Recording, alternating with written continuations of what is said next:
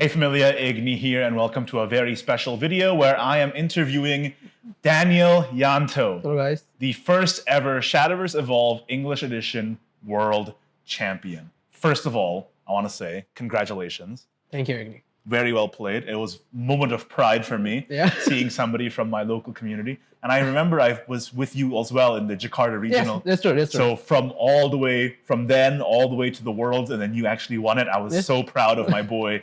Let's go. Thank you so much, Igni. So first of all, I mean, the question is, you won the World Championship. How do you feel? Like when I was just a player, and then suddenly in one day I become world champion. Like, man, I'm still in cloud9, Like, I'm very happy. You can say every good feeling. That's me. That's you. That's me. Do you feel like it was kind of sudden? You weren't really expecting the. Yeah. At first I was like, huh, I win. Yeah. I was in disbelief. Yeah, in disbelief. I really disbelief. I mean, it's my dream, but wow, I made it, man. Yeah, I made it. It's incredible. Yeah. Do you feel any different? Like, do you walk into the store with a bit of a swagger now? World champion coming through? I'm still the same person. Still the same. Love to see it. That humility is very key. Yeah. Because if you can never improve if you're not humble, Yeah, right? So there you go. So one question I wanted to ask was the field, the meta of the World Championship. There was a lot of different decks, but I think the most prominent one was probably Uma Musume. Yes. Very, very strong, very powerful. Strong. We also had Leonidas Swordcraft, and even an uptick in mid-range Forestcraft recently. And in fact, Forestcraft was your finalist opponent as well. So I wanted to ask, why did you choose discard Dragoncraft over the other decks in the meta? Why was it your choice? At the first, I almost broke Uma Musume deck.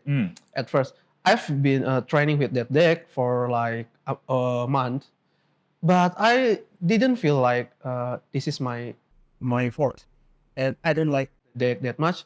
And at the last minute, I was trying to using back my discard dragon, and wow, it's performed very well in this meta. And except for its one weakness, everything is fine. So yeah, I'll just bring it. And it was like the deck is calling me. Yeah. Like use me. Use me. So I bring it and voila. I mean, it's sort of thematic in a way as well, right? Because the store you go to is dragons. That makes sense. Yeah, that's what I'm saying. And also the deck you played at the Indonesian, the Jakarta regionals was also a discard dragon. There you go. So from the beginning to the end. Yeah. And actually, you came from Shadowverse digital card game as well, right? That's true. What was your main deck in that? Actually, my main in Shadowverse Mobile is Heaven. Hey, wait. That's not in the script. But oftenly and lately before playing Shadowverse Evolve cards, I was playing Dragoncraft, and then suddenly the TCG came out, and okay, I bought the dragon, and it's just like, oh shit, this deck is calling me. It worked, and it just kept working, and it kept working, and then now you're world champion. With the same deck. That's amazing. And speaking of the field, you were talking about Uma Musume, Leo Sword, Forestcraft as well, and you mentioned Dragoncraft has that one weakness. What were you the most confident to play against during Worlds, and what were you the least confident against? I pretty confident fighting every except one, Swordcraft. That's the mortal enemy of every discard dragon player. Yep. You don't know how to handle it, you're dead. Yeah. That's but except for that, I feel as long I know what will they play, I'll be in an advantage. I guess. And I think it was very good for you then. In the top 8, there was no sword. There's no sword. Yeah. I was like, it's my win. There's no sword at all. So when you saw there was no sword, were you very confident, like, I can take this? Yeah. And then at the top 8, my first opponent is Uma Musume. And I was like, come on. come on, Deck. We can do this. You manifesting it. Yeah, come on, please. Come on, we can do it. We can do it. It's pretty amazing stuff. Yeah, and it's pretty amazing. The fact that your one bad matchup didn't show up is very... Actually, I met 2 Swordcraft. Oh, really? During Swiss? At the Swiss. The match at the second and the third match.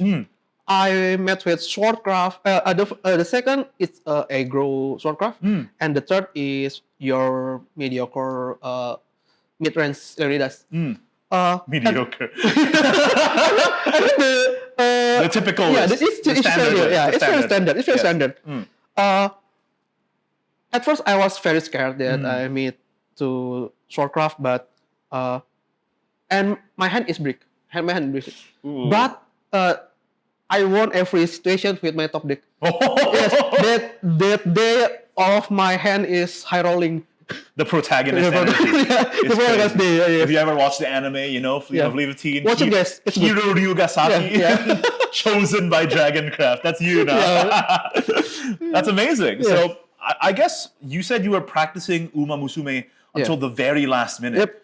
How did you practice for the tournament? Like, do you have a lot of scrim partners? Is it playing a lot of games against one person, playing a lot of different people? Like, how was your process? Well, yes, as you said, I try to fight with many persons remotely, and I went to almost all local stores in Tangerang and Jakarta. Wow. Yeah, I try to fight them, and then I have like midnight battle. Right.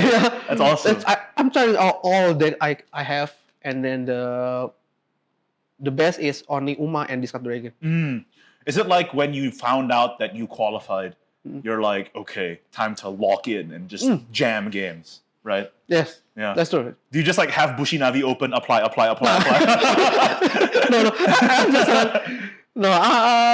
I just like looking at when I have a time. Oh, I can apply, but not randomly apply. that's very problematic. Of course. Yeah. No, I'm just kidding.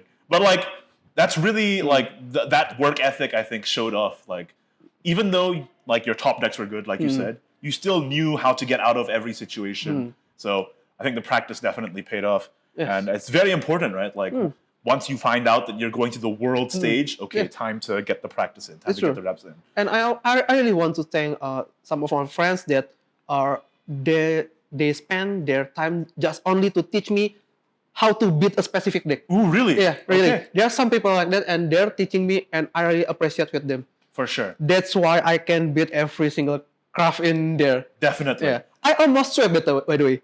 You almost... I almost swept. Oh. I just lost to Mao. That's because my hand is very big. And he's third place in there. Yeah, and he's third place. It's crazy stuff. Well, at the end of the video, you'll shout out everyone. Yeah, I just swept it. No worries. Okay, I want to ask also, it was your first time in Japan, right? Yes, that's true. It's my first time. So outside of the tournament, how was the experience going to Japan? It's very fun, I guess. I mean, I have been dreaming for long to go to Japan, and I made it. Was it like everything you imagined? Like, because I personally love going to Japan. Yeah. I go every time I have the chance. So. That's very nice. And it's quite memorable. I mean, I saw my first snow, my first sakura like that. It's very memorable, man. And it's destiny, man, because during the time, that was that day was the only snowfall as well for that whole week. That's true, yeah. And you were able to see it. That's true. Oh my god, that's very memorable. Yeah. That's very memorable. What a anime style week for you. Win the world championship, first snowfall. Wow, so nice. I'm the protagonist. Yeah, you are. Yeah. Make no mistake, you are. Finally, the new set, BPO3 Flame of Levitine, just launched recently. Yep. What have you been playing so far, other than what you showed off in our gameplay video? Actually, I've tried every single class. Really? And every single craft. Yes, I've tried it all. World champion. That's the difference between him and me. The mentality. Sometimes I tutoring people and training my friends to. That's why I need to know first beforehand. Right. Like how the craft works, how the deck works, like that. So I can teach them like that. That's why I've tried it, and I can make a deck that I believe it countering the meta environment. Right, like that. of course. Yes. There's a few key decks in this meta right now that definitely have to be watched out for, like Egg Haven, maybe. And I was it, man. And guys, we actually fought a BPO3 duel, so if you want to check out that video, it'll be in the card and in the description down below. It was a lot of fun. Yeah, just very fun. But what's your favorite card so far in the new set, you think? If you had to pick one. Diamond Master. Yeah, that's my guy. I'm actually building Stormhaven right now, so I'm very happy you said that. That's a favorite. I'm bringing it. I'm waiting for some cards to come in. I'm gonna be able to play it soon. Just very nice card. I have to agree. I also really like Beauty and the Beast myself. I think that card is very fun. All right, well, finally, once again, world champion, but it took a lot of people to help you get there, right? Yeah. So, do you have any shout outs for the camera, for the people to know who helped you become the champion? Okay. The most is maybe my local store. Of course, the players there are very competitive and friendly, so they try to teach me how to fight myself. Actually, like oftenly I get too greedy to play, but they like playing. It's like giving you a different mentality. Yes, kind of giving me my different mentality and mindset. Yeah.